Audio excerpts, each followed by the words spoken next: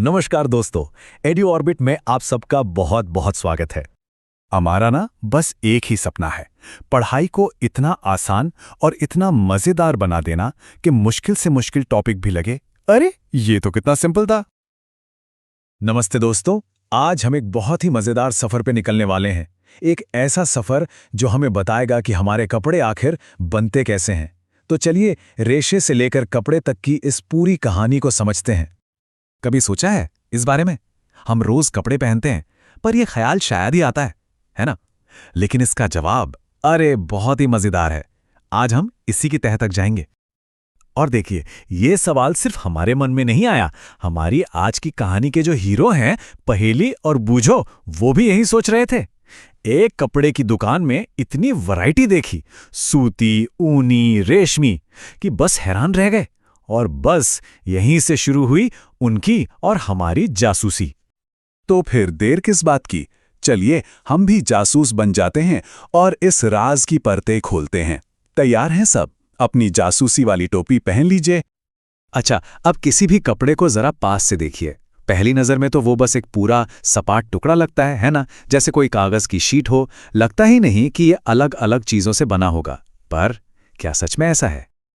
और यहीं से असली जादू शुरू होता है। अगर आप कपड़े के किनारे से कोई ढीला सा धागा पकड़कर खींचें तो क्या होता है? एक पूरा धागा बाहर आ जाता है। अरे वाह! इसका मतलब कपड़ा तो ढेर सारे धागों को मिलाकर बनता है। लेकिन रुकिए, हमारी जासूसी अभी खत्म नहीं हुई है। अब जरा उस एक धागे को ध्यान से देखिए। अगर आप उसे अपनी उंगलियों से मसलें या खोलने की कोशिश करेंगे तो आप पाएंगे कि अरे ये तो खुद और भी ज्यादा पतले पतले रेशों से बना है। और बस यही हैं वो सबसे छोटे, सबसे जरूरी हिस्से, हमारे रहस्य का असली सुराग। इन्हीं पतले पतले धागों को हम कहते हैं फाइबर या रेशा। समझ लीजिए, ये कपड़े की दुनिया की सबसे छोटी ईंट है। तो रहस्य सुलझ गया। सबसे पहले होता है कपड़ा, जिसे हम कहते हैं फैब्रिक। उससे खोलो तो निकलते हैं धागे यानी यान, और धागों को भी खोलो तो मिलते हैं सबसे छोटे रेशे यानी फाइबर्स। देखा कितना आसान था? ठीक है, तो हम कपड़े की सबसे छोटी इकाई यानी फाइबर तक तो पहुंच गए, लेकिन अब एक नया सवाल खड़ा हो गया है। ये फाइबर्स आते कहां से हैं?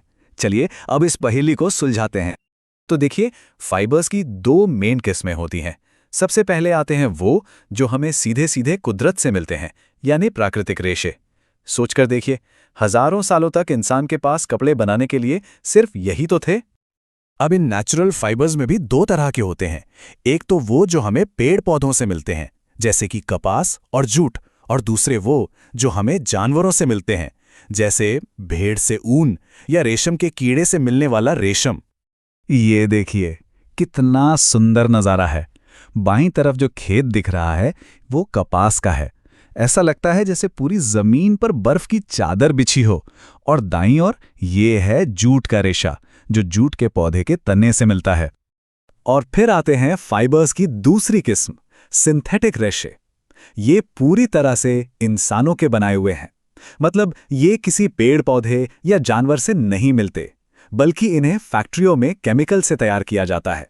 जैसे पॉलिएस्टर, नायलॉन, ये सब इसी के उदाहरण हैं।